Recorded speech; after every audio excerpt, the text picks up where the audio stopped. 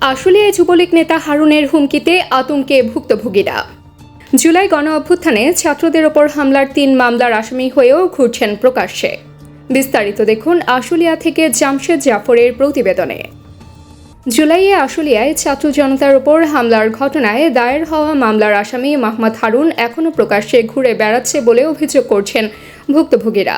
স্থানীয়রা বলছেন, হারুন প্রকাশ্যে হুমকি দিচ্ছে আওয়ামী লীগ সরকার ক্ষমতায় এলে সবাইকে দেখে নেওয়া হবে।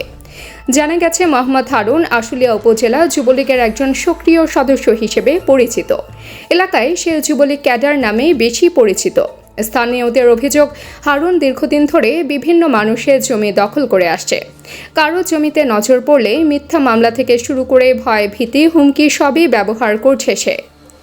এলাকাবাসীর ভাষ্য, হারুনের নামে যাত্রাবাড়ি থানা, আশুলিয়া থানা, উত্তরা পূর্ব থানায় একাধিক মামলা রয়েছে। তবে সেসব মামলার কোনোটিরই সুষ্ঠু তদন্ত বিচার না হওয়ায় সে বেপরোয়া হয়ে উঠেছে। সম্প্রতি জুলাই মাসে আশুলিয়ায় ছাত্র জনতার ওপর হামলায় সম্মুখ সমরের নেতৃত্ব দেয় হারুন। সেদিন অস্ত্র হাতে নিয়ে সরাসরি ছাত্রদের ওপর ঝাঁপিয়ে পড়ে তার সঙ্গীরা। হামলায় আহত হন একাধিক শিক্ষার্থী। ভুক্তভোগী কয়েকজন শিক্ষার্থী জানান, হামলার পর মামলা হলেও এখন পর্যন্ত আসামি হারুন গ্রেফতার হয়নি। উল্টো হারুন ও তার অনুসারীরা স্থানীয়দের হুমকি দিচ্ছে। জমি দখল, চাঁদাবাজি ও ভয়ভীতি প্রদর্শন, এসব কারণে এলাকাবাসী আতঙ্কের মধ্যে দিন কাটাচ্ছেন।